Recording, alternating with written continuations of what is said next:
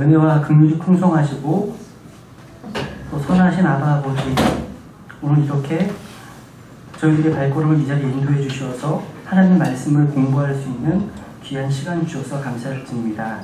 이 시간 주님께서 저희들의 발걸음을 인도하신 것처럼 저희의 마음도 주장해 주셔서 저희들이 하나님의 거처인 이 성막을 통해서 우리 구주 예수 그리스도가 어떠하신 분이신지, 또 그분께서 어떠한 일을 하셨는지를 더 깊이 깨닫는 시간들을 간절히 소망합니다. 주님, 이 말씀을 공부할 때 성령님의 빛 비춰주심과 조명하심이 절대적으로 필요함을 고백합니다. 이 시간 주의 영께서 온전히 주장해 주셔서 부족한 자가 말씀을 증언할 때, 말씀을 들으실 때에 함께 해주셔서 크나큰 은혜가 임할 수 있도록 도와주시기를 간절히 간구드립니다. 특별히 밖에서 김장으로 수고하시는 지체들에게도 추운 날씨에 건강 잃지 않도록 지켜주시고 하나님의 은혜 가운데 기쁨으로 완수할 수 있도록 도와주시기를 간절히 간구드립니다. 이 마치는 시간까지, 마치는 시간 주님께서 함께 해주시고 주님의 말씀과 주님의 교리가 드높여지는 귀한 시간 될 수 있도록 주님께서 특별히 인도해 주시옵소서. 존귀하신 주 예수 그리스도의 이름으로 드렸습니다. 아멘. 네, 지난 시간에 이제 휘장하다가 말았는데 우선 출애굽기 26장을 보겠습니다. 출애굽기 26장.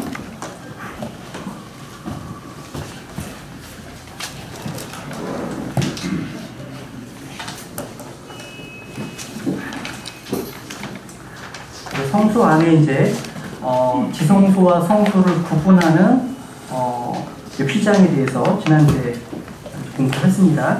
이제 오늘 휘장에 대한 마무리를 짓도록 하겠습니다. 26장 31절, 출애굽기 26장 31절, 32절 제가 읽겠습니다. 너는 정교한 솜씨로 청색과 자주색과 주홍색 실과 가늘게 꼰 아마실로 휘장을 만들 때, 휘장, 네모를 치시면 좋겠습니다. 성경책에다가 휘장을 만들 때 그릇들을 수놓아 그것을 만들지니라. 아주 아름답죠? 너는 찌띠나무로 만들어 금을 입힌 네 기둥에 그 휘장을 걸며 기둥들의 갈고리들을 금으로 만들어 은으로 만든 네 개의 밑받침 위에 둘지니라. 이따가 이제 성막의 문을 공부하실 때요, 좀 비교할 때인데, 여기 이제 밑줄을 치면 좋겠어요. 금으로 만들어. 그러니까 기둥들의 갈고리들을 금으로 만들고요. 그리고 밑받침을 뭘로 만듭니까? 은으로 되어 있죠. 그러니까 은과 금, 그리고 네 기둥. 밑줄을 쳐놓으세요. 미리. 네 기둥, 그리고 금, 은. 이렇게 쳐놓으시면 좋겠습니다. 33절에 또 너는 그 휘장을 걸쇠들 밑에 달고 증언궤를 거기로 휘장 안에 들여놓을지니 그 휘장이 너희를 위해 성소와 지성소를 나누리라. 하나님께서 휘장을 만들게 하셨는데요, 이것은 성소와 지성소를 나누는, 그러니까 한마디로 휘장의 의미는 막힘과 분리입니다. 막힘과 분리. 이것은 하나님께서 어떠신 하나님이십니까? 분리의 하나님, 거룩하신 하나님. 하나님께서는 뭔가를 섞는 혼합을 유난히 싫어하십니다. 농담 삼아 하나님께서 중국집 가신다면 가장 싫어하는 음식이 짬뽕이라고 얘기할 그런 농담이 있습니다. 근데 하나님은 섞는 걸 싫어하세요. 한 몇 구를 보겠습니다. 신명기 22장을 볼까요? 신명기 22장. 간단한 예문 살펴보죠. 신명기 22장.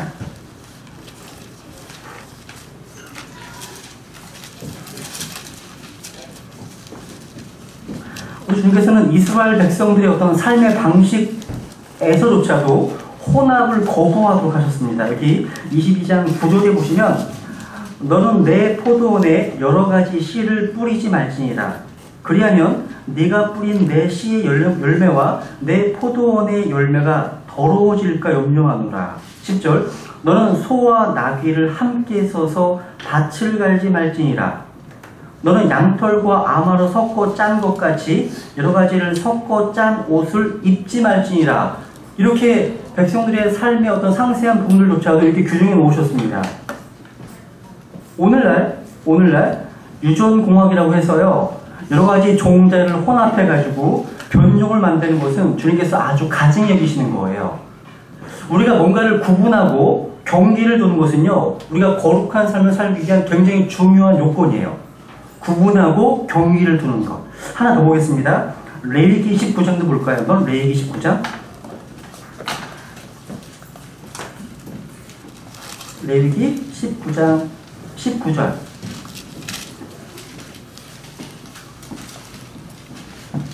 하나님은 섞는 것을 싫어하십니다. 레위기 19장 19절에 보시면 너희는 내 법규를 지킬지어다. 너는 내 가축을 다른 종류와 교미시켜 새끼를 낳게 하지 말고 내 밭에 씨를 섞어 뿌리지 말며 암화와 양털을 섞은 옷을 입지 말라. 섞는 거 싫어하세요. 믹스된 거 싫어하신다고요. 기억나세요? 이스라엘 백성들이 출애굽할 때 이스라엘 백성들만 나온 게 아니라 누구같이 나왔습니까? 출애굽기 12장에 보면 믹스트, 그러니까 섞여 사는 분도 같이 왔어요. 이들이 누구냐면 이스라엘 백성들은 아니에요. 아닌데 따라왔어. 그냥 섞어 온 거예요. 그런데 이들이 문제를 일으켜요.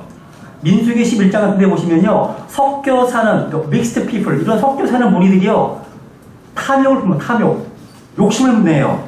그거를 보았던 이스라엘 백성들도 또한 같이 하나님을 원망하거든요. 이게 전염, 그러니까 바이러스가 전염되는 것처럼, 그죠? 이들이 문제를 일으켰다고요.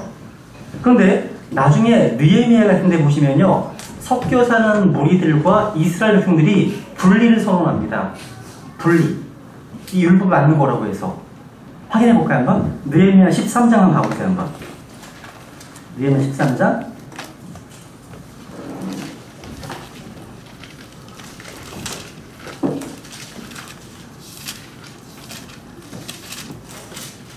느헤미야 13장 3절 보시면 이제 성경적 분리에 대한 말을 많이 들으시잖아요. 우리 분리해야 됩니다. 구분해야 됩니다. 구분된 사람은 살아야 됩니다. 이렇게 하잖아요.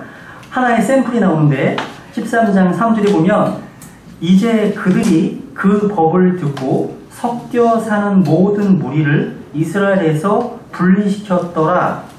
그러니까 섞여 사는 무리와 이스라엘이 분리가 된 거죠. 이것이 성경적 분리의 어떤 하나의 샘플입니다. 그죠? 근데 여러분, 신약 성경에 오게 되면 우리가 섞어야 될 것이 나옵니다. 또 반대로요. 강단에서 아니면 뭐 성경 공부 시간에 하나님의 말씀을 들으시잖아요. 하나님의 말씀 선포를 또 들으시잖아요. 들으실 때 하나님의 말씀으로부터 여러분이 유익을 얻으시려면 뭐랑 섞어야 되는지 아세요? 기억나시죠? 예. 히브리서 4장에 보시면 선포된 말씀, 프리칭된 말씀이 너희들이 유익하려면 뭐와 결합하라고요? 믿음과 결합되어야 돼요. Mixed with faith. 믿음과 결합된 말씀이 우리에게 유익한 거예요. 믿음과 결합되지 않은 채 성경을 읽고 말씀을 들으면 아무런 유익이 없습니다. 성경을 100번 읽어도 200번 읽어도요, 믿음과 결합되지 않은 채 읽으시면 유익하지 않습니다. 그래서 영국의 아주 탁월한 성경 교사죠. A.W. 핑크라는 분이 썼던 책 중에 말씀의 유익이라는 책이 있어요. 그거예요. Profiting from the Word인가? 그러니까 말씀의 유익인데 말씀으로부터 유익을 얻기 위해서 우리가 해야 될 여러 가지 조건들을 말씀하는데 그 중에 한 가지가 이 믿음이라는 거예요. 믿음. 어쨌거나 하나님께서는 구분하시는 하나님, 분리하는 하나님이시라는 거. 그래서 하나님은요, 유대인들이 이방인들과 결혼하는 것도 싫어하셨어요. 아주 가증해 주셨습니다. 하나님은 인종 통합을 원하지 않으세요. 하나님은 국제 결혼을 원하지 않으세요. 구약시대, 구약성경에 보시면 거주의 경계를 두셨기 때문에요. 다. 그래서 우리 그리스도인들에게 성경적 분리를 명하셨다는 거죠. 그 유명한 고린도후서 6장에 보시면 너희는 믿지 않는 자들과 공평하지 못한 멍에를 내지 말라 말씀하시잖아요. 분리를 명하시잖아요. 그죠? 만약에 여러분 구원받은 성도가 구원받지 못한 사람과 결혼하게 되면 굉장히 힘든 거 아시잖아요. 그죠? 결혼이라는 게요, 성경에는 남자가 여자와 한 육체가 될지니라 말씀하시잖아요. 연합한다고 되어 있잖아요. 몸만 연합되는 것이 아니라 영적인 부분이 가장 중요하잖아요. 영적인 부분이 서로 다르면 얼마나 힘들겠습니까? 그죠? 그래서 영적인 연합뿐만 아니라 영혼, 몸에 대한 것들도 같이 염두에 두셔야 되겠죠. 그래서 주님 우리에게 분리를 명하시는 거예요. 분리. 성막에서 주님의 분리를 가장 분명하게 보여주는 기구가 뭐냐면 바로 휘장입니다. 휘장이에요. 지난 시간에 휘장의 용례에 대해서 살펴봤죠. 휘장은 언급되는 모든 곳마다 뭐와 연관되어 있어요? 휘장의 용례 어떻게 쓰입니까? 그렇죠. 커버링. 그러니까 항상 베일이라는 말을 찾아보면 항상 가리는 것과 연관되어 있어요. 그런데 성소와 지성소를 가리는 게 휘장이잖아요. 지성소에 누가 계십니까? 언약궤, 긍휼의 자리 위에 하나님의 영광이 임재하고 계시지 않았습니까? 근데 그걸 가리고 있습니다. 휘장이. 마치 이런 거죠. 로마 3장에 보시면 모든 사람이 죄를 지었죠. 그래서 하나님의 영광에 이르지 못했습니다. 그런데 그리스도 예수님 안에 있는 구속을 통해서 하나님 앞에 나아갈 수 있게 되었잖아요. 그러니까 휘장의 의미는 뭐예요? 막힌 거예요. 분리예요, 분리. 연관되어 있다는 거죠. 그래서 하나님의 영광의 임재를 가리는 역할을 했다는 거죠. 로마서 5장을 볼까요? 로마서 5장에 한번. 로마서 5장. 또 중요한 또 메시지가 하나 있습니다. 이렇게 구약성경 성막을 공부하실 때 재밌는 사실은요, 성소와 지성소가 있을 때 제사장들은 평상시에 성소에서 사역 섬기잖아요. 근데 제사장들이 성소에 섬길 때 입는 옷은 어떤 옷인지 아세요? 28장에 보면 겉옷이 나오고 속옷이 나오고 에봇이 나오고 여기 줄마우기를 입고요. 여기 판결의 흉패를 갖고 있고 우림과 둠민이 그 안에 있고요. 이런 옷을 입고 하거든요. 그런데 희한합니다. 1년에 한 번 대제사장이 지성소에 들어갈 때는요, 그걸 다 벗습니다. 벗고 오직 아마로 된 옷만 입고 들어가요. 우선 그걸 좀 설명해 드릴게요. 우선 로마서 5장을 보세요. 로마서 5장.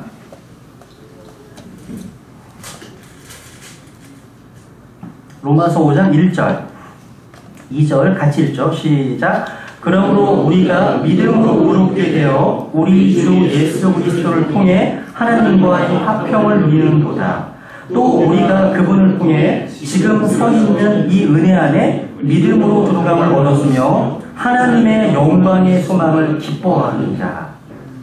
야, 하나님의 영광의 소망을 기뻐한다고 되어 있죠. 그죠? 여기 보면 1절에 믿음으로 justified, 의롭게 되었다고 되어 있죠. 그리고 2절에 보면 지금 우리가 서 있는 이 은혜 안에 믿음으로 믿음으로 들어감을 얻었다고 되어 있죠. 근데 출애굽 28장 볼까요? 출애굽 28장.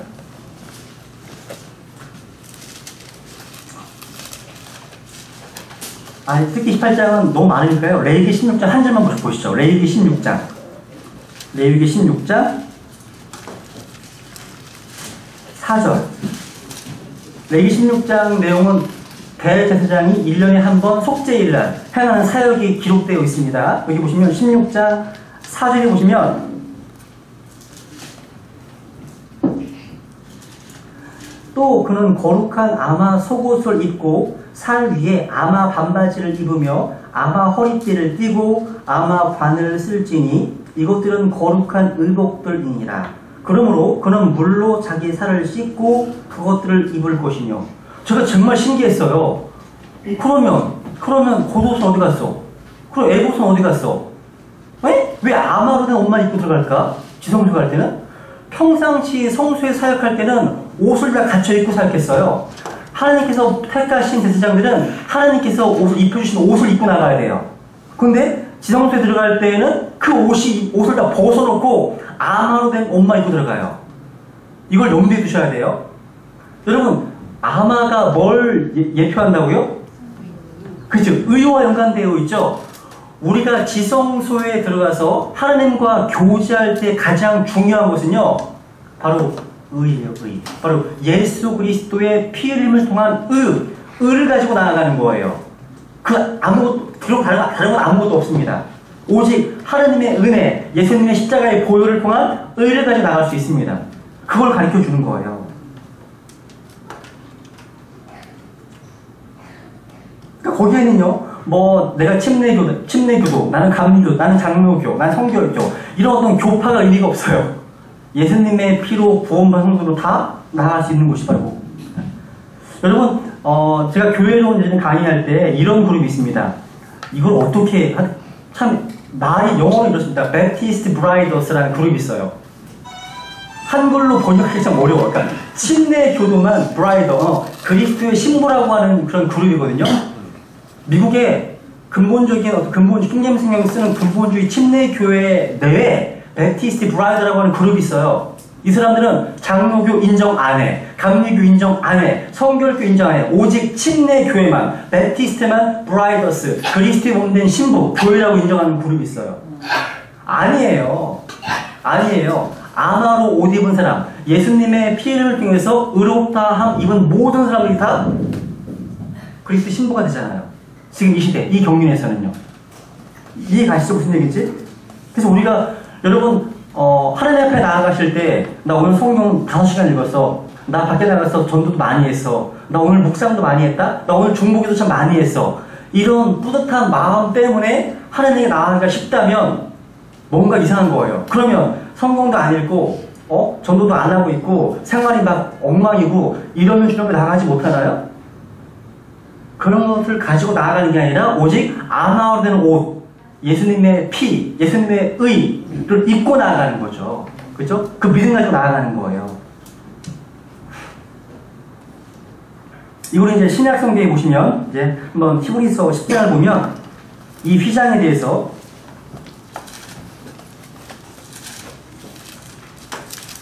히브리서 10장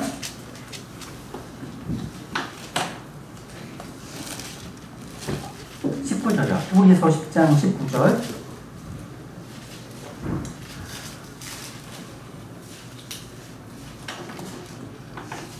그러므로 형제들아, 우리가 예수님의 피를 힘입어 새롭고 살아있는 길로 지성소에 들어갈 담대함을 얻었는데, 20절, 이 길은 그분께서 우리를 위하여 휘장, 곧 자기의 육체를 통해 거룩히 구분하신 것이니라. 휘장은 뭐예요? 바로 예수 그리스도의 육체이다 말씀하시는 거예요. 육체. 그러니까 주님께서 십자가에 못 박혀 죽으시고 온 몸에서 피와 말을 쏟으셨을 때 성소와 지성 사이를 가로막고 있었던 휘장이 위에서부터 찢어졌죠. 기억나시나요? 거기다가 마가복음 15장 37절 38절을 적어놓으세요. 마가복음 15장 37절 38절 휘장에다가요. 거기 보시면 예수님이 십자가에서 죽으시고 바로 성전의 휘장이 위에서부터 아래까지 불로 찢어졌다는 말씀이 나와요. 찢어졌다고요. 이것은 바로 주님이 바로 휘장이 본체이심을 보여주는 거예요. 그러니까 여러분, 휘장은 뭐였어요? 아까? 우리와 하나님과의 어떤 그런 분리, 막힘을 얘기한다고 했죠? 그게 찢어졌어요. 무슨 얘기예요? 이제 하나님께 나갈 수 있는 길이 열렸다는 뜻이죠. 그리고 생각해보세요. 휘장이 아래에서부터 찢어졌어요? 위에서 찢어졌어요? 그러면 하나님께 나아가는 길을 여는 것이 우리 인간이 하는 일이 아니에요. 누가 하신 걸까요? 하나님께서 하신 일이에요. 하나님의 은혜라고요. 하나님의 은혜라는 거예요. 그래서 우리는 이제 예수 그리스도의 십자가의 죽으심으로 말미암아 이제 하나님께 나아갈 수 있는 그 길이 열렸다는 거예요. 그래서 하나님의 영광을 맛보아할 수 있다는 거예요. 아주 놀라운 일이 아닐 수 없습니다. 더 이상 우리가 하나님께 나아가기 위해서 창세기 3장에 보면 죄를 짓고 난 다음에 에덴 동산에 뭐가 나왔습니까? 그룹이 또 칼이 나왔잖아요. 불칼이 나왔잖아요. 그런 불칼이 없어요. 다 제거됐습니다. 대신에 우리에게 누가 계십니까? 우리의 대제사장이신 예수 그리스도 계시다는 거예요. 여기 앞에 히브리서 4장도 보세요. 4장 16절. 히브리서 4장 16절. 그러므로 우리가 긍휼을 얻고 필요한 때에 도우시는 은혜를 얻기 위해 은혜의 왕자로 담대히 갈 것입니다. 여러분, 매일매일 은혜의 왕자로 가야 될 필요가 있지 않으세요? 매 순간 필요할 때마다. 근데 우리는 매 순간마다 주님의 도우심이 필요해요. 그럼 어떻게 하시면 돼요? 은혜의 왕자 앞에 담대히 나아가시는 거예요. 그분의 피를 의지하여. 그분의 의를 의지해서 나아가는 거예요. 나의 의가 아니에요. 그분의 의 때문에 나갈 수 있는, 이 얼마나 감사한 일이에요. 나의 형편, 사정 관계없어요. 하나님의 은혜, 예수님의 그 의를 의지해서 나갈 수 있습니다. 이게 은혜입니다. 은혜. 그 앞에 에베소 3장도 볼까요? 에베소 3장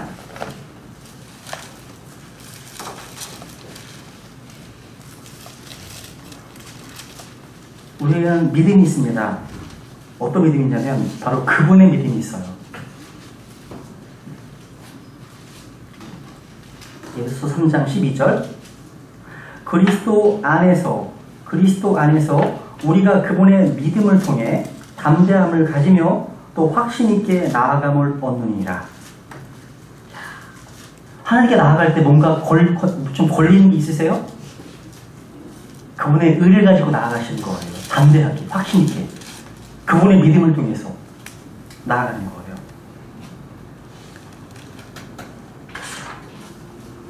이것을요, 히브리서 6장 19절에서는 확인해보죠. 6장 19절 좀 보세요. 히브리서 6장 19절. 혼의 닷이라고 표현해보세요. 혼의 닷.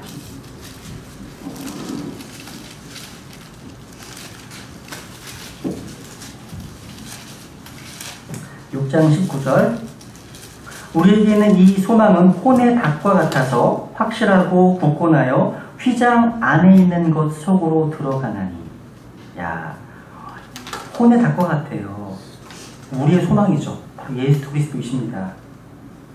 그분은 우리에게 확실하고 굳건한 혼의 닷이기 때문에요. 저 우주의 창문을 넘어서 유리바다를 통과해서 하늘에 계신 왕자 앞으로 인도하십니다. 우리가요, 무릎을 꿇고 눈을 감고 하나님께 기도하는 그 순간 우리는 지금 그리스도 안에서요, 저 하늘에 하나님의 왕자 앞에 있는 거예요. 그게 믿어지세요? 이거 영적인 얘기예요. 우리가 눈을 감고 하나님께 기도하는 순간 바로 그분 앞에, 그분 임자 앞에 있다는 거예요. 근데 우리는 기도할 때요, 형식적이 되게 쉬워요. 매너심이 빠져가지고요, 그냥 항상 해오던 대로 아버지 하나님 하면서 쭉 그냥 어떤 그럴 때가 있어요. 저도요, 무슨 이게 어떤 짐처럼 느껴져가지고요, 그냥 내가 기도해야지 해서 막 기도하는데 어떨 때는 따뜻한 가슴이 없이 그 어떤 그 부담감 때문에, 짐 때문에 하는 경우가 있어요. 여러분 어떠세요? 그렇지 않으세요? 근데 어떨 때는요, 내가 기도를 안 하는데 그냥 가만히 있어. 그냥 눈 감고 가만히 있어요. 가만히 있으면 하나님의 임재 앞에 제가 있다는 어떤 그런 생각이 저의 영혼을 굉장히 요동치게 만들더라고요. 한번 해보세요. 여러분들도 자주 눈 감고 가만히 있어보세요. 혼자 막 일방적으로 얘기하고 아멘 끝내지 마시고, 얘기하고 나서 한 번 좀 기다리고, 얘기하고 있으면 기다려보고, 아니면 아무 얘기 없이 그냥 내가 하나님이신 너희 알지어다 막 그러시잖아요. 그러니까 하나님이 하나님 되심을 인정하고 그냥 가만히 있어보세요. 눈 감고 하나님께 몰입하는 가운데. 이런 것도 필요해요. 어떻게 보면 침묵 훈련? 이런 것도 있지만 어떻게 보면 하여튼 일방적으로만 자꾸 끝내지 마요. 말해보세요. 한번 쌍방향으로 해보세요. 그 지성소는 하나님과 우리가 만나는 곳이잖아요. 그죠? 하나님 말씀을 듣고 그분과 대화하는 곳이 지성소입니다. 우리는 그 누군가를 통해서가 아니라 직접적으로 하나님께 나아갈 수가 있어요. 아버지께. 직접적으로. 그럼 이제 히브리서 13장에 보시면요, 이제 좀 실질적으로 적용해서요, 지성소 안에 들어가기 위해서 우리가 해야 될 일이 무엇일까요? 히브리서 13장 가보세요. 한번. 13장 12절. 히브리서 13장 12절 13절 같이 읽죠. 시작. 그러므로 예수님께서도 친히 자신의 피로 백성을 거룩히 구별하시려고 성문 밖에서 고난을 당하셨느니라. 그런즉 우리가 그분의 치욕을 짊어지고 진영 밖에 계신 그분께로 나아가자. 진영 밖에 계신 그분께로. 밑줄 쳐보세요. 진영 밖에 계신. 진영 안에 주님께서 거하실 데가 없으셨어요. 진영 밖에 계신 그분께로 나아가자. 이것이 진리입니다. 진영 밖에 계신 그분께로 나아가지 않는 사람은 결코 휘장 안에 있는 곳에 갈 수가 없습니다. 갈 수가 없어요. 갈보리 십자가의 언덕을 거치지 않고서 저 하늘의 왕대로 갈 수 있는 길이 없습니다. 갈보리에서 흘린 하나님의 피를 통해서만 하나님께 나아갈 수가 있습니다. 예수님은 진영 밖으로 나아가셨습니다. 그리고 오늘날 예수님께서 이 땅에 만약 오신다면 오늘날의 종교적인 기득권자들은 예수님을 똑같이 죽일지 몰라요. 예수님 당시처럼. 오늘의 기독교회 안에 예수님이 거하실 모습이 없는 것처럼 느껴져요. WCC, NCCK, 종교통합, 에큐메니컬 운동, 부터해서 여러 가지. 교회 세속화, 교회 배교화, 자유주의 신학, 신정통주의 신학, 포스트 모더니즘, 상황윤리, 뭐 정말 많아요. 심리학, 과학, 철학, 물들어 있어요. 교회가요. 교회의 능력을 상실해버렸어요. 교회가 세상과 똑같아져 버리니까 교회를 통해서 뭔가 다른 것들을 볼 수가 없어요. 제가 TV를 보면서 광고를 볼 때 어떤 통신회사 같아요. 거기에 광고 중에 빠름 기억나세요? 빠름? 저는 그게 어떻게 들리는지 아세요? 이게 참 지겹으니까. 저는 그게 다름 뭐 이렇게 들리게 돼요. 다름. 그리스도인들이 달라야 하는데 다르지 못하기 때문에 힘이 없는 거, 능력이 없는 거죠. 달라야 하는데 우리의 말을 통해서, 우리의 행실을 통해서, 우리의 가치관, 우리의 세계관을 통해서 달라야 하는데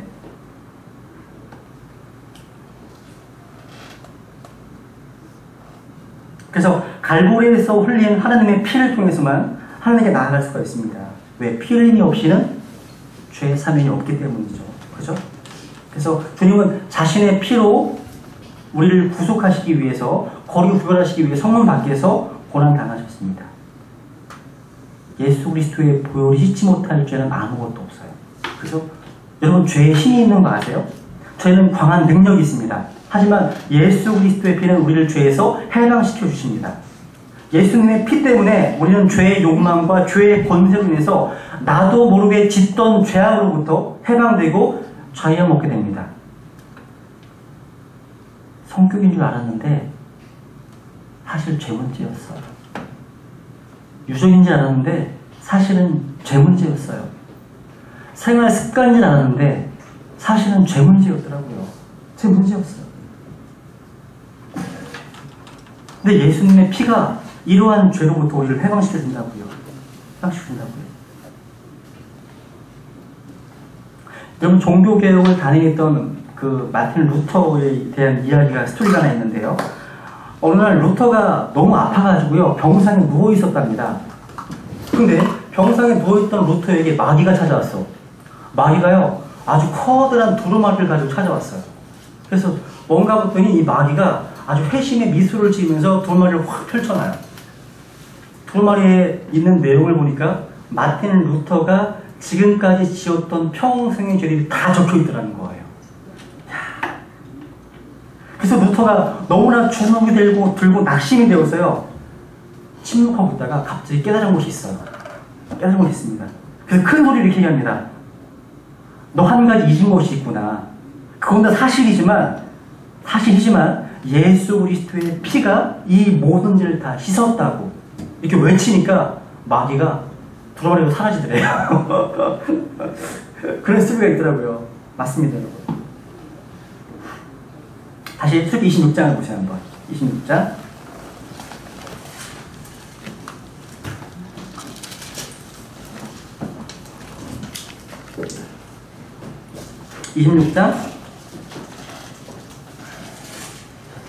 이제 거기 성소에 들어가는 문이 하나 있는데요. 동쪽에 문이 나와 있어요. 보세요. 36절, 37절.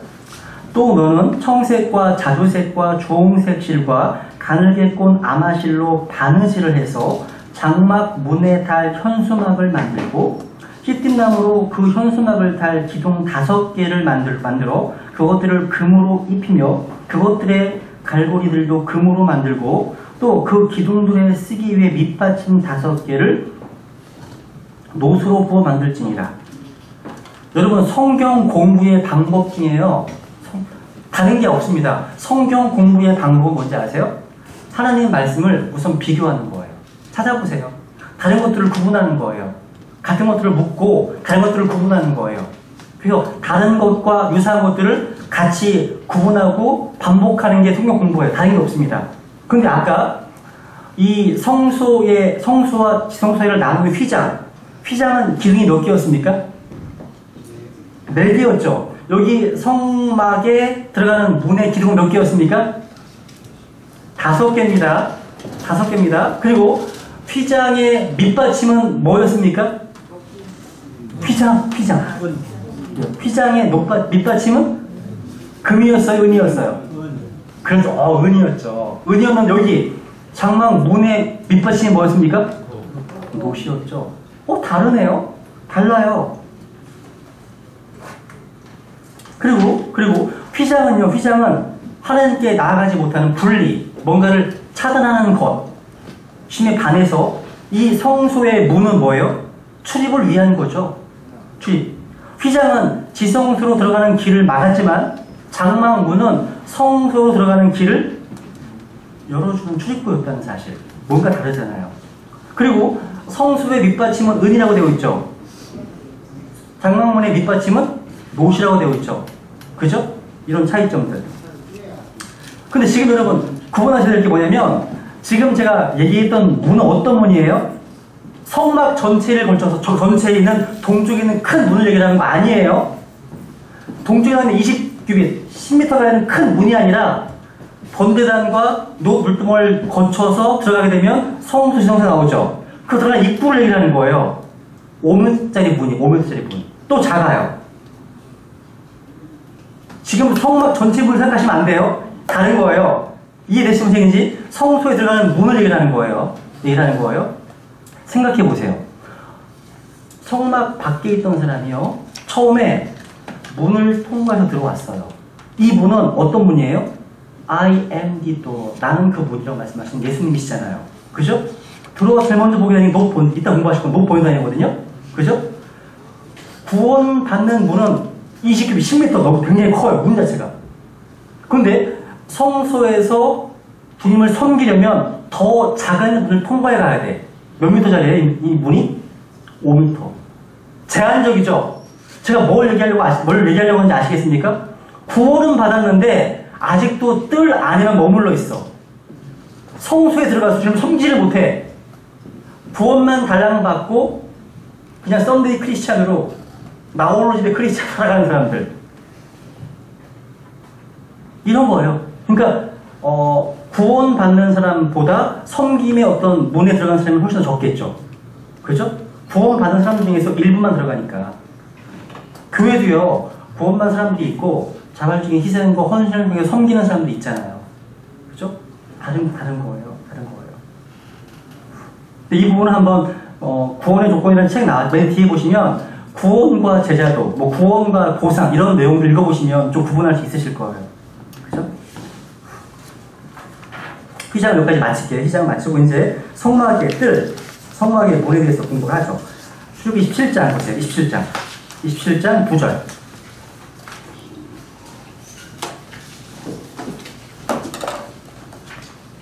출애굽기 27장 9절. 황영진님, 여기 아니님 성경책 있잖아요. 성경책 하나 좀 갖다 주실래요? 성경책 오실 것 같은데. 네. 27장 9절 보세요. 이것도 이제 성막의 뜰과 문이 나와요. 27장 9절. 제가 읽겠습니다. 27장 9절. 너는 성막의 뜰을 만들 때 뜰을 위해 남쪽을 향한 남쪽 면에 가늘게 꼰 아마실로 한 면의 길이가 100규빗 되는 현수막들을 만들고, 그러니까 성막의 가로 길이가 100규빗이잖아요. 50m예요. 그리고 10절, 그것들의 기둥 20개와 기둥들의 밑받침 20개는 노수로 만들며, 자 보세요. 그 쓰인 재료가 뭔지 잘 보세요. 그 기둥들의 갈고리들과 띠들은 은으로 만들고, 북쪽도 마찬가지예요. 근데 서쪽에 오게 되면 이제 서쪽 면에 12절, 서쪽 면에 뜰에 넘긴 50규빗의 현수막들을 달되 그것들의 기둥이 10개, 그것들의 밑받침이 10개가 되게 하며 동쪽도 마찬가지예요. 그리고 16절에 보시면 뜰 문에 청색과 자주색과 주홍색 실과 가늘게 꼰 아마실로 바느질을 해서 만든 20규빗의 현수막이 있을 터인 이것이 문입니다. 큰 문, 넓은 문이죠. 그것들의 기둥이 4개, 그것들의 밑받침이 4개이며 뜰 둘레의 모든 기둥은 은으로 띠를 두르고 그것들의 갈고리들은 은으로 그것들의 윗받침들은 못으로 만들지니라. 18절 정리합니다. 뜰의 길이는 100규빗, 너비는 어디나 50규빗, 높이는 가는 아마실로 꼬아 만들어 5규빗으로 하며 그것의 윗받침들은 못으로 만들고 성막에서 모든 섬기는 일에 쓰는 성막의 모든 기구와 성막의 모든 말뚝과 뜰의 모든 말뚝을 못으로 만들지니라. 재료가 다 싸죠? 성소 안에는 다 금이고 막 은이고 그런데 밖으로 나오니까 다 싼 것만 써, 그죠? 못이잖아요. 여기서 성막의 뜰이라고 하면요, 여러분 일반 집의 담을 생각하시면 돼요. 담. 그래서 이해하기가 쉬워요. 그래서 이제 성막의 뜰, 담에 대해서 또 문에 대해서 이제 간단히 공부하겠습니다. 성막의 뜰을 이루는 기둥이 동서남북이 있으면 남쪽과 북쪽은 몇 개? 기둥이 20개입니다. 동쪽과 쪽 몇 개? 각각 10개씩입니다. 총 몇 개 기둥이에요? 60개. 적어놓으세요. 옆에다가 기둥 60개. 딱 적어놓으세요. 이게 성막의 담의 골격을 이루고 있습니다. 그리고 이 기둥들을 둘러싸고 있는 현수막은 아마로 된 실이에요. 아마실입니다. 바로 이 아마실이 성막의 담의 지형을 규정하고 있습니다. 아마 현수막은 북편과 남편으로 100규빗, 50m, 서편과 동편으로 각각 50규빗. 높이는 몇 규빗? 5규빗. 몇 미터예요? 2.5m 되겠죠? 그러면 웬만한 사람이 성막 안을 볼 수 있어, 없어요? 못 보죠. 이미 2.5m가 되는데 어떻게 봐요? 안에 못 봐요. 겉밖에 못 봐요. 겉밖에. 이것이 바로 성막을 둘러싸고 있는 현수막의 크기입니다. 뜰의 크기예요. 이 성막의 어떤 현수막의 역할은요, 세 가지로 나눠 볼 수 있는데, 첫 번째로 담이나 벽의 역할을 합니다. 담이나 벽의 역할. 아무나 성막 안으로 접근하는 것을 막아줍니다. 두 번째로 들짐승 등이 성막 안으로 들어오는 것을 보호해줍니다. 들어오지 못하도록 보호해줍니다. 그리고 세 번째로 성막의 내부와 외부를 구별해줍니다. 이 내용은 조금 이따 설명해 드릴게요.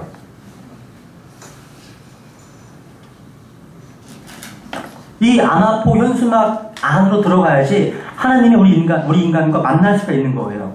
이것은 뭐냐면 예수 그리스도 안에서 하나님께서 우리 인간과 만나준다는 사실을 생각하게 해줍니다. 유일한 중보자이시잖아요. 그죠? 바로 성막의 담을 이루고 있었던 것이 뭐였다고요? 아마실이었다. 아마실. 근데 아마는 뭘 얘기한다고요? 아까? 그렇죠. 의를 얘기한다고요. 의로움. 여러분, 육신을 입고 이 땅에 오신 예수 그리스도, 그분은 얼마나 의로우신 분이십니까? 그분은 성경이 말하는 예수 그리스도의 의에 대한 증언 한번 들어보실래요? 요한복음 8장 보세요. 한번. 요한복음 8장.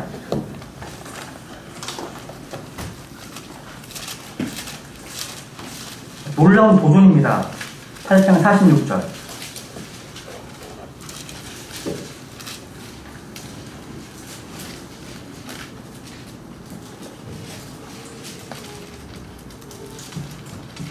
(45절부터) 읽겠습니다. 그런즉 내가 너희에게 진리를 말하므로 너희가 나를 믿지 아니하는도다. 너희 중에 누가 내게 죄를 깨닫게 하겠느냐? 또한 내가 진리를 말할진대 너희가 어찌하여 나를 믿지 아니하느냐? 너희 중에 누가 내게 죄를 깨닫게 하겠느냐? 이것은 예수 그리스도께서 직접 사람들 향해 던지신 도전입니다. 놀랍지 않습니까? 완전히 거룩하신 분이 아니시라면 어떻게 감히 이런 소리를 할 수 있겠습니까? 못하죠? 삶 전체가 투명하게 공개되어 있었던 분이 이런 말 하신 거예요. 그분의 의로우심을 우리가 생생히 보일 수 있는 거예요. 요한복음 18장도 보시면 빌라도가 고백합니다. 나는 그에 대해서 아무런 잘못도 찾지 못했다고. 기억나십니까? 히브리서 7장 보겠습니다. 히브리서 7장 26절.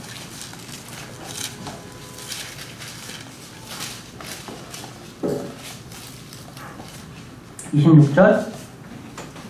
이러한 대제사장께서는 우리에게 합당한 분이셨으니 곧 그분은 거룩하시고 해가 없으시고 더러움이 없으시고 죄인들로부터 분리되시고 하늘들보다 더 높이 되셨느니라. 성경은 처음부터 끝까지요, 바로 예수 그리스도의 의로우심을 증언하고 있습니다. 이것을 디모데전서 3장 16절에 보시면 하나님의 성품의 신비를 말씀하시면서 그 내용 중에 어디에 있습니까? 성령 안에서 의롭다함 받으시고 justified in the spirit. 그러니까 성령이 보셔도 예수님의 삶을 살펴봐도 의로우신 분이 저를 인정하신 거예요. 그걸 말씀하시는 거예요. 그리고 아까요, 암흑 현수막, 성막의 담, 이 현수막 역할이 첫 번째 뭐였다고요? 첫 번째? 그렇죠, 막는 역할, 벽 역할하는 거예요. 외부의 접근을 막아줍니다. 그러니까 성막과 관계없는 자가 침입하지 못하도록 접근을 막아주는 거예요. 그래서 여러분, 아마포, 아마가 하나님의 의라고 말씀드렸잖아요, 그죠? 근데 하나님의 의가 우리 인간에게 어떠한 작용을 할까요? 하나님의 의를 생각하게 되면 의롭지 못한 인간에게 있어서 하나님은 인간은 감히 접근하기 어려운 존재이시야. 그런 어려운 분이야. 이 생각을 하게 할 수밖에 없습니다. 우리는 죄인이기 때문에 의로우신 하나님에 나아갈 때마다 언제나 어떤 담, 벽을 느낄 수밖에 없어요. 그죠? 두 번째로요, 성막은 들짐승으로부터 성막을 보호해줍니다. 보호해줍니다. 여러분, 예수 그리스도를 믿음으로 의롭다함을 입었던 저와 여러분들은요, 주님께서 우리의 보호자가 되십니다. 보호자가. 우리가 예수 그리스도를 믿는 순간 예수님께서는 우리의 모든 죄를 용서하시고 우리를 의롭다고 선언해 주시잖아요. 칭의. 그래서 우리는 성도가 되는 거예요. 근데 우리가 성도가 된 우리는요, 지금 현재 하나님의 파워, 하나님의 권능으로 보호받고 있다고 되어 있어요. 베드로전서 1장을 볼 거예요, 한번. 베드로전서 1장.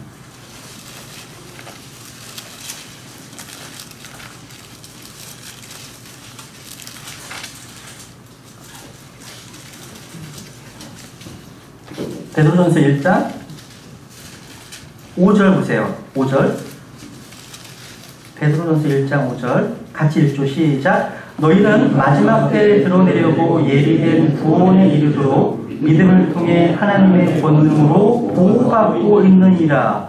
지금 현재 여러분이 하나님의 권능으로 보호받고 있대요. 언제까지? 마지막 때에 드러내려고 예비된 구원에 이르도록. 이 구원 어떤 구원이에요? 여러분 현재 받은 구원일까요? 여러분 미래 죄의 존재 자체로부터 구원받을 구원입니다. 그 구원, 미래에 속한 구원이에요. 어떻게 할 수 있는 6절 보세요. 비록 지금은 필요가 있어 너희가 여러가지 시험으로 잠시 근심하고 있지만 그 구원을 크게 기뻐하나니 이것은 너희 믿음의 단련이 불로 단련해도 없어지는 금을 단련하는 것보다 훨씬 더 귀하여 예수 그리스도께서 나타나실 때 칭찬과 존귀 영광으로 드러나게 하려 하십니다. 예수님의 오심이 연관되어 있죠? 이 구원은 바로 미래적 구원이에요. 우리 몸이 변하는 구원. 그죠? 그걸 기다리고 있어요. 그때까지 우리는 보호받고 있습니다. 무엇으로? 하나님의 권능으로. 하나님의 권능으로. 든든한 백이죠. 든든한 백. 그 세 번째로 이 담은요, 성막이 거룩한 곳임을 구별해주는 곳이에요.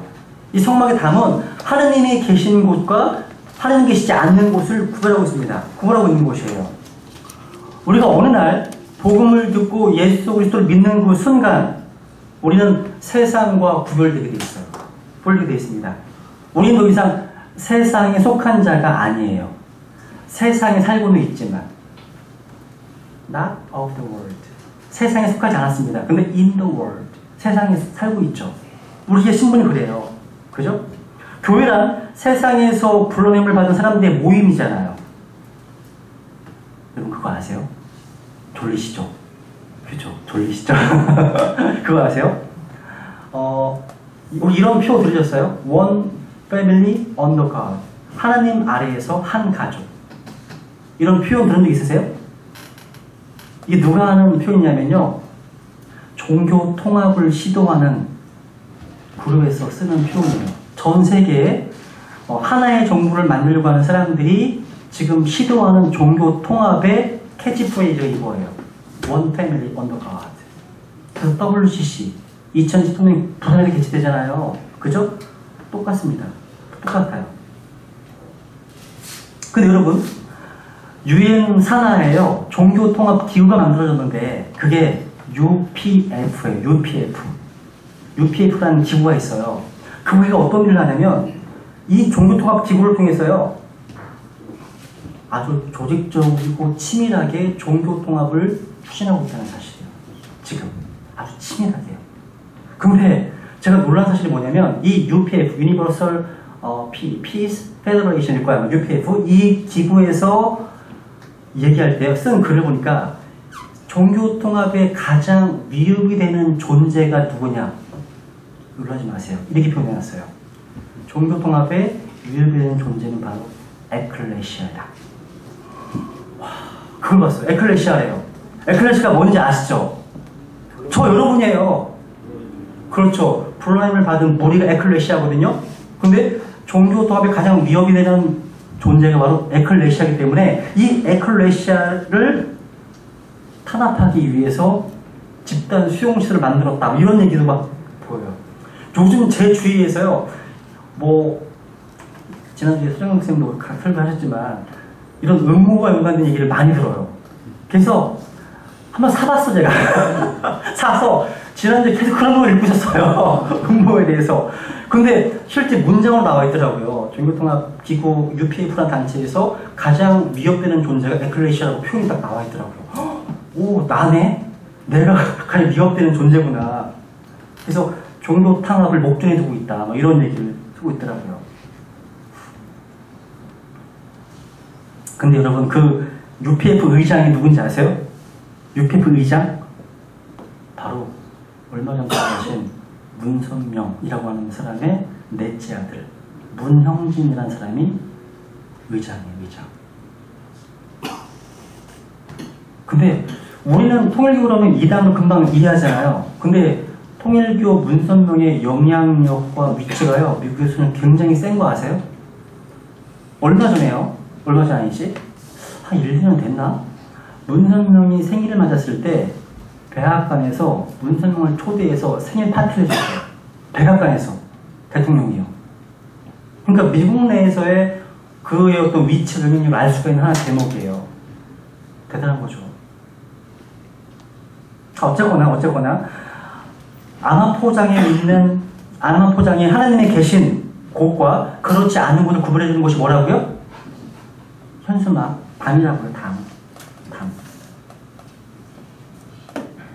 그래서 우리는 복음을 통해서 우리에게 주신 하나님의 의가 이 세상과 어떤 구별에 초점이 된다는 것을 배울 수가 있습니다. 우리 뭔가 다르잖아요. 달라야 되잖아요. 그죠? 다시 36절 보세요. 26장. 26장.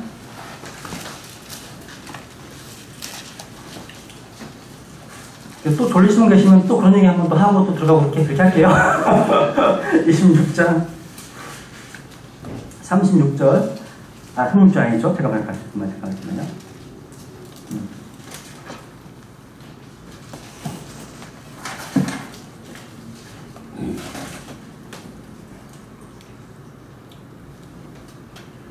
음. 27장에 보면 이제 아까 읽었던 13절부터 보시면 이제 동쪽에 이제 문이 하나 있잖아요. 문.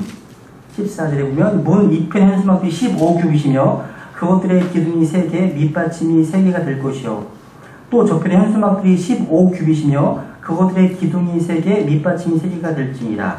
16절 뜰 문에 이게 바로 아까 얘기했던 성소의 문과 다른 거예요. 구분하셔야 돼요. 뜰 문. 뜰 문에 아름다운 문이 보여요. 아름다운 문. 청색과 자주색과 주홍색 실과 가늘곤 아마실로 바느질을 해서 20규빗의 현수막이 있을 터인데 기둥이 4개고요. 밑받침이 4개고요. 이게 뜰 문이면 뜰 문. 이 문은 누구를 가리킨다고요? 문은 아까 얘기했던 바로 예수님이세요. 요한복음 10장에 내가 곧 그 문이라고요. 문. 질문해 볼게요. 성경에 기록된 단어들은 3가지로 이해할 수 있죠. 문자적인 의미로, 두 번째 비유적인 표현, 세 번째 상징적인 표현이 있어요. 나는 그 문이니 I am the door. 이 말씀은 문자적으로 받아들일 수 있어요, 없어요? 못 받아들이죠, 당연히. 내가 저거 문이라는 저 문이에요? 실제 문이에요? 대단하시죠? 아니죠. 그러니까 우리가 하나님의 말씀을 문자 그대로 믿고 받아들이지만 문자적으로 취할 수 없는 구절이 나올 때는 그걸 뭘로 받아들여요? 비유나 상징으로 이해해야 되잖아요. 그죠? 근데 비유와 상징은 개인적으로 막 적용하는, 막 해석하는 게 아니라 비유와 상징은 성경 안에 스스로 해석하고 있다는 게 중요한 거, 포인트예요. 그죠? 일반적으로 우리 구원받는 크리스찬, 우리 성경 신자들 뭐라고 해요? 우리는 환란전 흉보를 믿습니다. 또 전천년 세대주를 믿는 사람입니다. 이런 얘기 하거든요. 세대주자가 어떤 사람이에요? 성경을 문자적으로 믿는 사람이에요. 문자적으로. 여러분, 성경을 문자적으로 믿지 않으면 어떤 일이 벌어지는지 아세요? 마음대로 성경을 남도질할 수가 있어요. 예를 들어 볼게요. 요한계시록 20장에 보면 천년 왕국에 대해서 우리가 믿잖아요. 20장에 천년이라는 말이 6번 나와. 6번. 이 천년에 대한 내용에 대해서 많은 사람들이 천년이 아니라 정해지지 않은 광대한 기간이다, 이걸 뜻한다, 이렇게 가르쳐요. 근데 성경에서 하나님께서 천년이라고 말씀하시면 천년이 아니에요. 천년이라고 믿죠. 그게 우리예요. 여러분, 창세기 1장 3절 이하부터 보시면 어둠으로부터 하나님께서 다시 회복하시죠. 재창조하시잖아요. 며칠간 하셨죠? 6일간 하셨죠. 근데 많은 책자들이 6일을 6일로 인정 안 해요. 6일은 600만 년일 거야. 6일은 6,000년일 거야. 아니야. 6일은 6일이 아닐 거야. 근데 우리는 어떻게 믿어야 돼요? 성경에서 하나님께서 말씀하시면 말씀하시는 바가 그 의미예요. 또 하나님께서 의미하시는 바를 말씀하시대요. 이게 우리가 믿는 바예요. 여러분, 그렇게 믿으셔야 돼요. 거기에 힘이 있는 거예요. 만약에 그런 6일을요, 개인적으로 아무렇게나 적용하다가 상징 비유로 이해하잖아요? 알레고 이해하잖아? 그러면 사람마다 그 의미를 다 다르게 적용할 수가 있어요. 내 마음인데 뭐 6일이 아니니까 60년이야. 여러분, 그렇게 이해하세요? 성경 이해하실 때요, 일반적으로 상식적인 의미에서 이해하시는 거예요. 예를 들어 볼게요. 신문에서 여러분 봤어요. 이명박 뺄게요. 대통령께서 중국을 4일간 방문하십니다. 어떻게 이해하세요?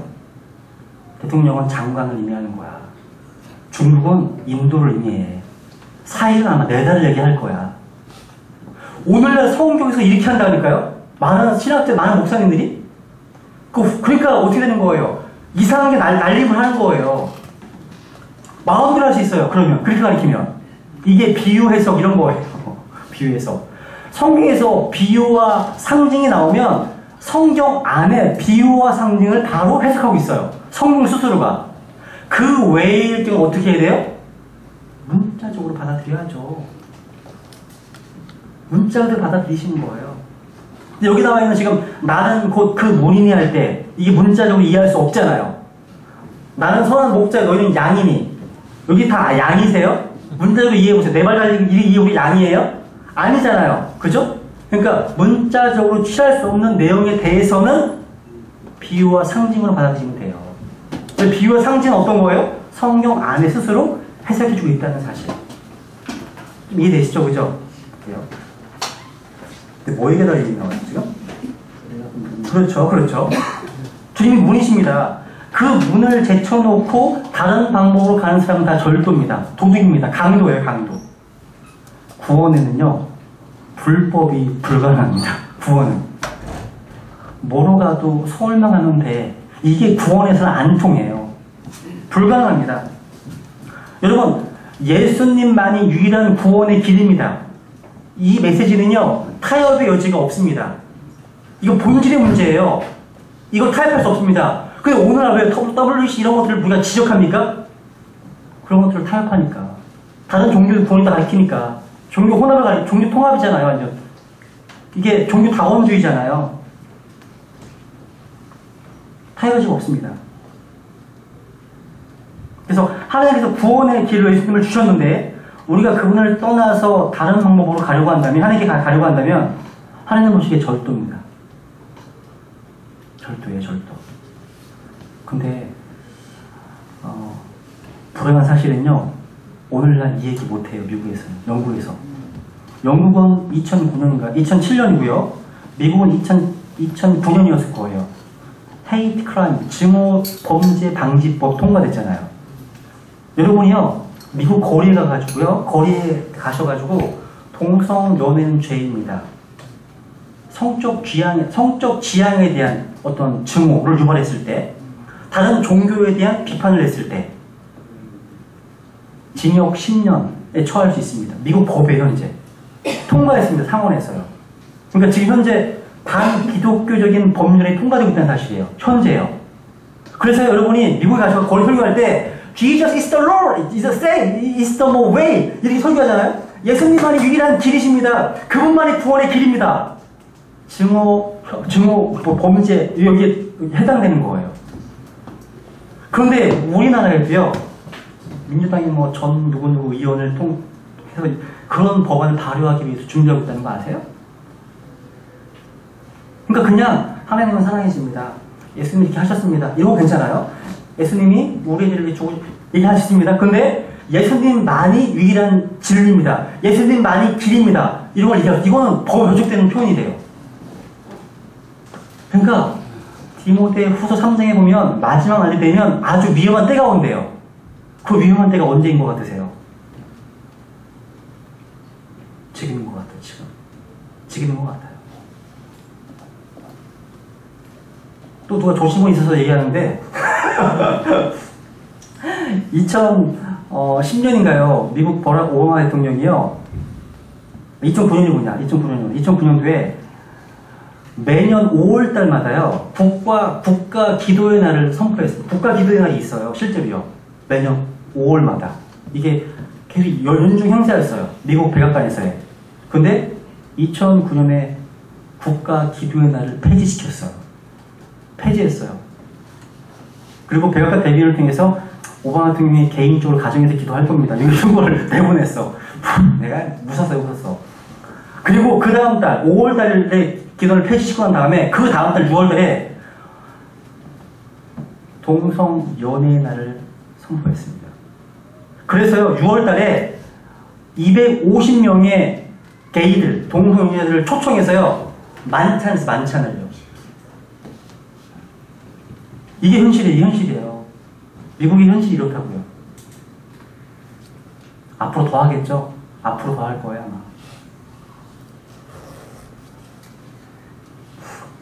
그러면 정리를 해볼게요. 그러니까 예수님만이 이제 유일한 길이라는 거죠.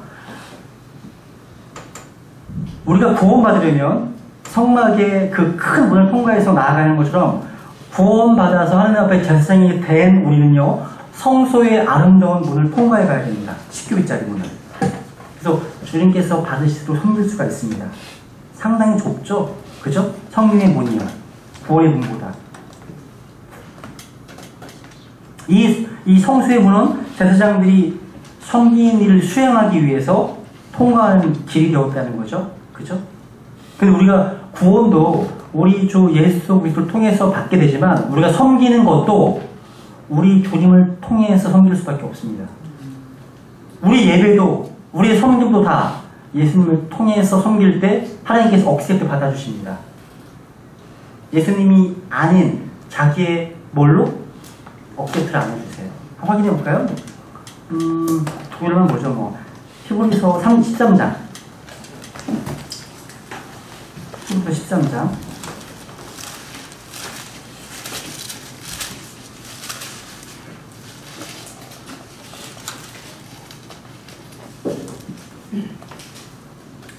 히브리서 13장 15절.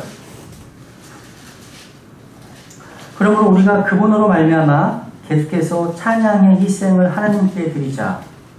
누구로 말미암아요? 그분으로 말미암아. 예수님 때문에 찬양하십니까? 예수님의 은혜에 감격해서 찬양하십니까? 그죠? 그것은 곧 그분의 이름에 감사를 드리는 우리 입술의 열매입니다. 하나 더 볼게요. 베드로 전서 4장.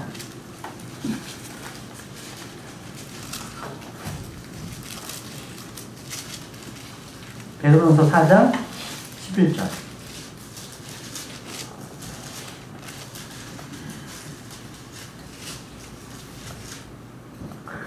누구든지 말하려거든 하나님의 말씀들을 말하는 것 같이 하고 누구든지 섬기려거든 하나님께서 주시는 능력으로 하는 것 같이 그 일을 하라. 이것은 모든 일에서 예수 그리스도를 통해 하나님께서 영광을 받게 하려 함이니 그분께 찬양과 통치가 영원 무궁토록 있기를 원하노라. 아멘. 누가 영광 받으시면 된다고요? 하나님께서. 예배의 주인공이 누구십니까? 하나님이십니다. 하나님만 영광 받으시는 교회. 그죠? 포커스가 하나님께 있다는 거예요. 하나님께. 상상해 보세요. 성막에 들어옵니다. 동서남북인데 성막에 들어올 때는요. 태양을 등지고서 석양의 그늘과 같은 문제를 안고 들어옵니다. 그리고 성막에 와서 하나님께 경배를 드리고 나서 나갈 때는 또 어떻습니까? 그 모든 문제 해결받고 햇빛을 보면서 나가게 되어 있다는 거예요. 이게 모이는 교회, 흩어지는 교회의 모습이에요. 교회 와서 하나님께 집중하고 하나님 말씀 듣는 가운데 자기의 모든 문제를 내려놓고 갈 때는 영적으로 무장해서 영적인 재충전을 하고서 나아가는 거예요. 새로운 힘을 얻고 나아가는 거예요. 여기 성막문의 네 색상에 대해서는 안 해도 되겠죠? 청색, 자주색, 주홍색, 이거 안 해도 다 공부했던 거죠. 그죠? 이게 이 색깔이 신약의 사복음서 연관되는 거 다 이해하셨죠? 청색 어떤 복음서죠? 바로 나와야죠. 청색은 요한복음. 여기 늦으시죠? 자주색은 그렇죠. 그리고 주홍색 고난당 가신 예수님이시니까 종으로 오신 예수님 마가복음이고요. 그리고 아마실은 바로 인간으로 오신 예수님, 완전하신 인간 누가복음이죠. 그죠? 이 네 가지. 그것들을 보여주고 있는 거예요. 성막의 문 색상 자체가요. 성막의 기둥 27장 10절에 보시면 27장 10절 보면 튼튼한 성막이 되려면 기둥이 견고하게 서야 되겠죠. 그죠? 그러니까 비바람이나 폭풍에 넘어지지 않기 위해서, 흔들리지 않기 위해서 성막의 기둥은 아주 튼튼하게 매여져 있어요. 튼튼하게요. 27장 10절 보세요 한번. 기둥 나오죠? 총 기둥이 몇 개예요? 60개. 받침이 뭐예요? 받침이 노수로 되어 있습니다. 노수로. 땅속 깊숙이 박혀있는 모습 볼 수 있어요. 이스라엘의 고사를 보면요. 성막 건축하는 중이나 성막 건축한 후에 실수해서 성막이 무너졌다. 이런 기록이 전혀 없습니다. 전혀 없어요. 아주 견고하고 튼튼하게 지어진 거예요. 이것이 바로 하나님의 의도였다는 거죠. 그러니까 하나님께서 거하시는 장소가 아주 튼튼하고 견고하게 되기 위해서는 이 성막을 엮는 줄이나 말뚝의 역할이 아주 소중합니다. 중요합니다. 여러분 줄, 말뚝, 못 이걸 이해하시게 되면요. 성경을 아주 실감나게 대할 수가 있습니다. 19절을 보세요. 한번. 여기 말뚝이 나와요. 말뚝. 밑줄 쳐보세요. 27장 19절. 성막에서 모든 섬기는 일에 쓰는 성막의 모든 기구와 성막의 모든 말뚝과 뜰의 모든 말뚝을 노수로 만들지니라. 말뚝 밑줄 쳐보세요. 밑줄 치시고 거기다가 이사야서 22장 23절 25절 적어놓으세요. 말뚝에다가. 거기 보면 이사야서에 보시면 하나님께서 이스라엘 백성들을 아주 안전하게 지켜주시겠다고 약속하실 때 말뚝을 박는 모습으로 표현해 오셨어요. 말뚝 박는 모습으로. 그런데 이스라엘 백성들이 책망을 받아서 망할 때는요. 이 못이 떨어져서 부러지는 모습으로 묘사되고 있어요. 안전하게 하나님의 보호하심의 가운데 있을 때에는 단단한 못이 박힌 것을 묘사되고 있다는 사실. 우리는 이 모세 이미지를 통해서요. 하나님께서 거하시는 성막의 견고함을 묵상할 수가 있습니다. 성막의 견고함. 이 성막 속에 들어있는 이스라엘 백성들을 한번 그 안전함을 묵상해 보세요. 안전함. 우리가 그리스도 안에 있을 때, 들어가 있을 때 단단한 곳에 못이 박혀있는 것처럼 주님께서 우리를 흔들림 없이 견고하게 지켜주실 것이라는 거예요. 약속을. 신약 성경에서 여러분 제목이요. 안에 책이 있어요. 뭔지 아세요? 예전에 제가 말씀드렸었는데 성경에 제일 많이 나오는 단어 중에 하나가 in이거든요. in. 근데 성경에서 가장 서신서 중에서 가장 in이 많이 나오는 서신서가 있어. 그렇죠. 에베소서입니다. 거기 보면 여러분이 어디 안에 누구 안에 계시는가에 따라서 여러분의 안전이 결정돼요. 여러분 어디 계셔야 돼요? 그리스도 안에 계실 때. 아담 안에 있으면 망하는 배고요. 그리스도 안에 있을 때 줄을 밟아야 돼. 줄을 밟았으면 망하는 거예요. 여기 계신 분 다 그리스도 안에 계시잖아요. 그 라인에 계시잖아요. 잘 보신 거예요. 다시 이제 여기 35장도 볼까요? 35장 여기 줄이 나와요. 줄 35장 호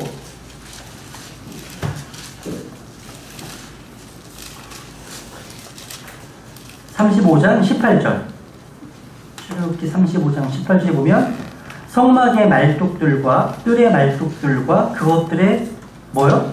줄들과 줄 여기다가 호세아서 11장 4절 적어놓으세요. 줄에다가 호세아서 11장 4절 거기 보시면 줄이 사랑의 띠라고 말씀하고 있습니다. 줄이 사랑의 띠 호세아서 11장 4절 근데 예레미야 31장 3절에 보면 이 그리스도의 사랑은 영원합니다. 영원한 거예요. 어떤 것도 우리를 그리스도의 사랑에서 분리시킬 수 없습니다. 구원의 영원한 보장이죠. 장엄하게 보여주고 있죠. 그죠? 줄이요 성막으로부터 당겨져가지고 말뚝들과 연결되어서 땅속에 박힐 때 이스라엘 백성들은요 성막 안에서 완전한 안전함 가운데 거하게 되는 거예요. 안전함. 아주 안전한 거예요. 정말 퍼펙트한 시큐리티. 그러니까 보안 시스템이 가장 완전한 곳이 성막이에요. 하나님 아니겠습니까? 이게 그리스도인의 행복입니다. 그건 영원한 보장이죠. 그죠? 두 줄만 찾고 줄을 마치죠 뭐. 요한복음 10장 요한복음 10장을 보시죠. 두 줄만 찾고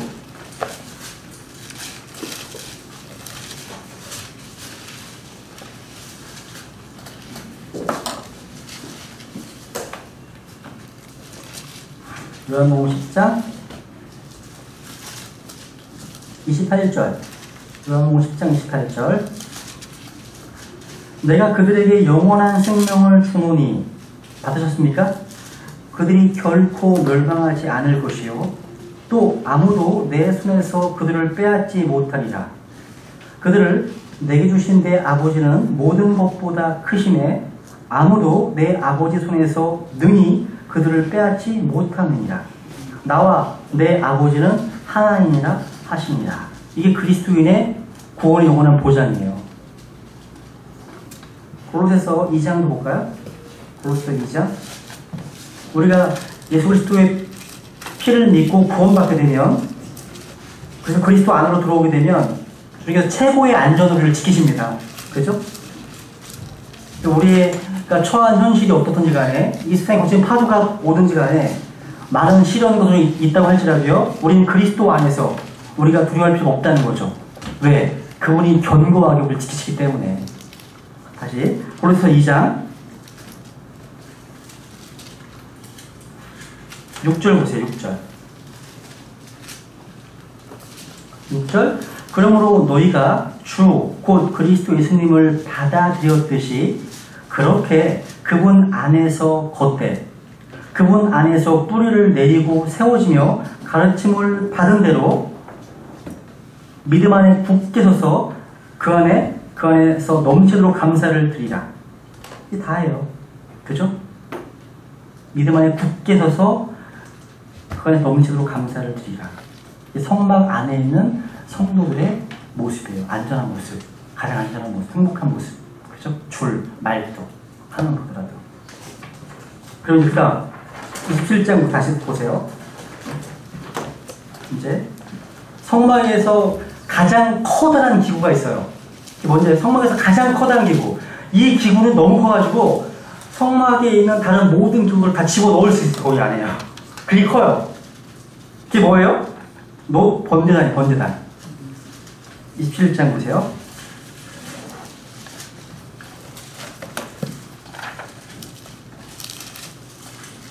27장 1절. 한 10분만 하고 마칠게요. 27장 1절 보시면 이제 번제단에 대한 모습인데요. 한번 읽겠습니다. 제가 읽겠습니다. 너는 시띠나무로 제단을 만들 때 길이를 5규빗, 너비를 5규빗으로 하여 5규빗 밑줄 치세요. 5규빗, 5규빗. 제단을 네모 반듯하게 하고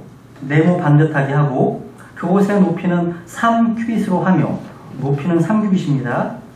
제단의 네 기퉁이 위에 제단의 뿔들을 만들 때 밑줄 치세요. 뿔들을 만들 때 그곳의 뿔들을 제단과 같은 것으로 만들고 제단을 놋으로 입히며 밑줄 치세요.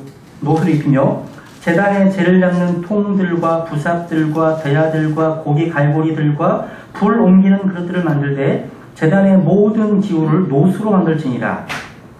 너는 제단을 위에 놋으로 그물을 만들고 그물 위에 곧 그물의 네 기퉁이에 놋고리 4개를 만들며 그물을 제단의 가장자리 밑에 달아 제단의 중간에 이르게 하고 또 제단을 위한 막대들 곧 시팀나무 막대들을 만들 그것들을 놋으로 입히며 그 막대들을 고리들에 끼우고 제단의 두 면에 두어 제단을 나르게 하며 제단을 널빤지로 속이 비게 만들 때 빌려주세요. 산에서 네게 보여준 대로 그들이 그것을 만들지니라. 이 그 유명한 놋제단, 번제단, 번제 헌물제단 이렇게 표현하고 있어요. 그래서 우리가 문을 통과해서 들어가게 되면 제일 처음 보게 되는 성막의 기구가 바로 놋제단입니다. 제단은 문자 그대로 희생제물을 드리는 단이에요. 희생제물.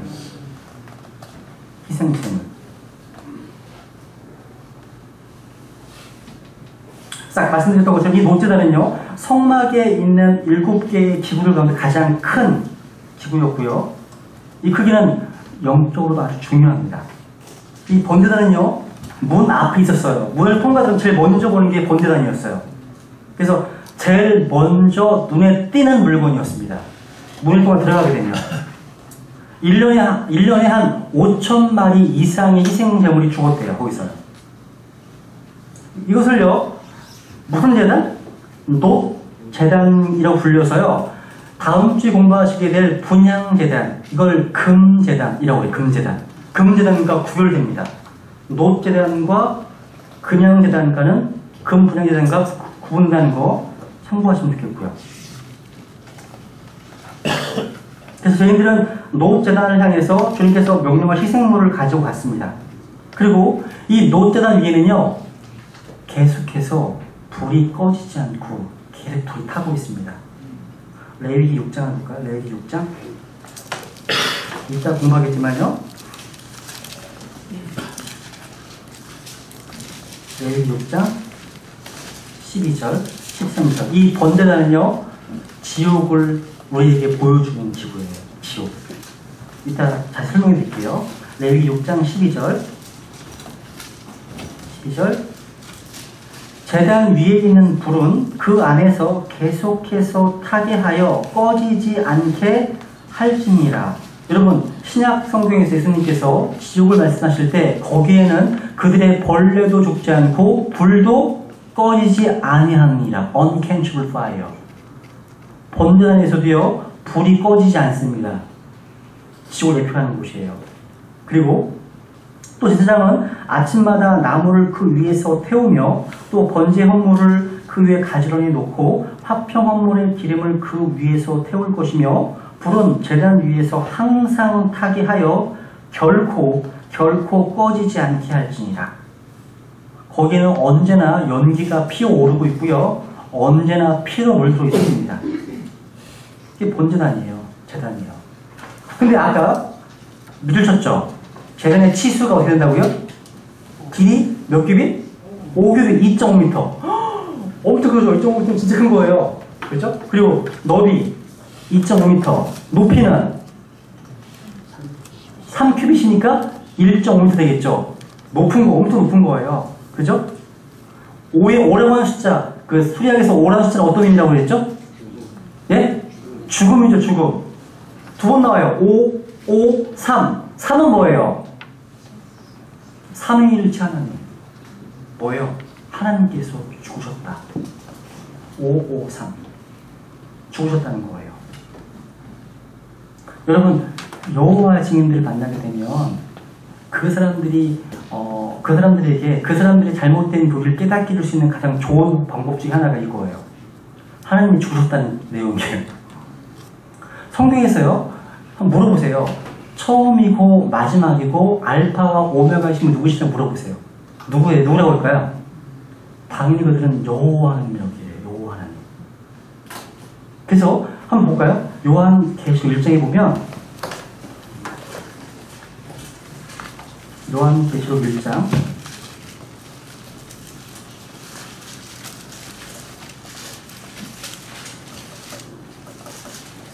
8절 보세요. 8절. 요한계시록 1장 8절 보시면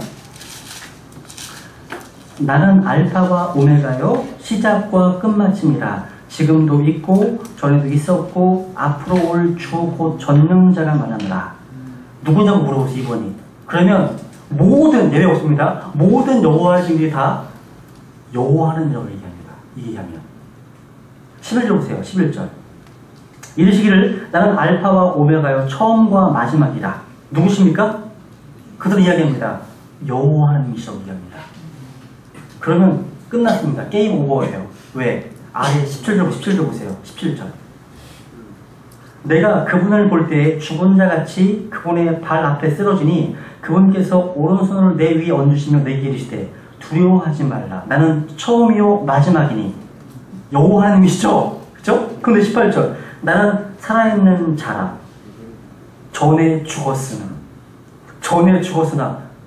이 한 말씀 때문에 충격을 받습니다. 여호와의 증인들이.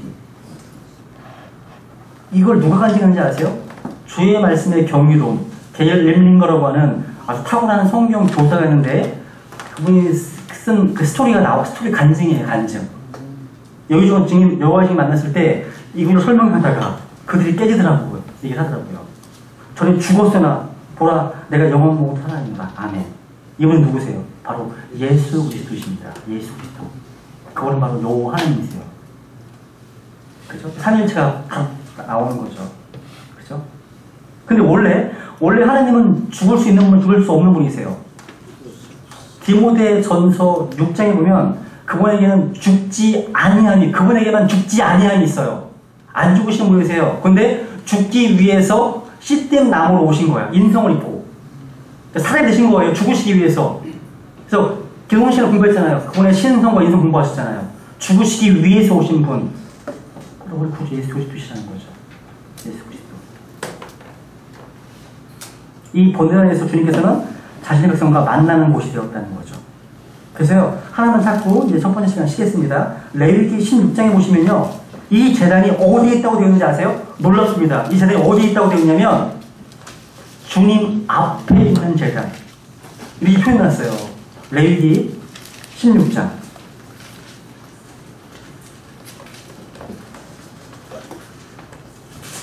레위기 16장 18절. 레위기 16장 18절.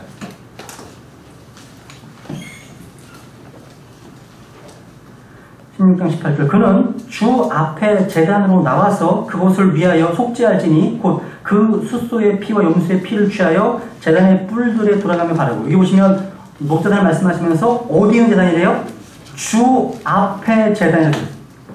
The altar, 제단인데 그곳은 that is before the Lord. 주님 앞에 있는 제단이래요. 주 앞에 제단. 그러니까 이 제단은 주님과 자신의 백성이 만나는 장소라는 거예요. 장소. 이것은요, 희생 제물의 죽음과 하나님께 나아가는 일 사이에 아주 밀접한 관계가 있음을 시사해 주는 거예요. 번제단을 통과하지 않고는요, 아무도 하나님께 나아가 하나님을 만날 수가 없습니다. 피 흘리심은요, 하나님께 나아가기 있어서 근거가 되는 거예요. 바로 번제단은 주님 앞에 있기 때문에 하나님께 나아가는 근거. 피 흘리심이에요. 피 흘리심. 첫 번째 시간 쉬었다가요, 이제 번제단의 재료, 뭐 영적으로 적용하는 시간을 갖고 그리고 노트노 하겠습니다. 좀 쉬었다가 1시 45분에 시작하겠습니다.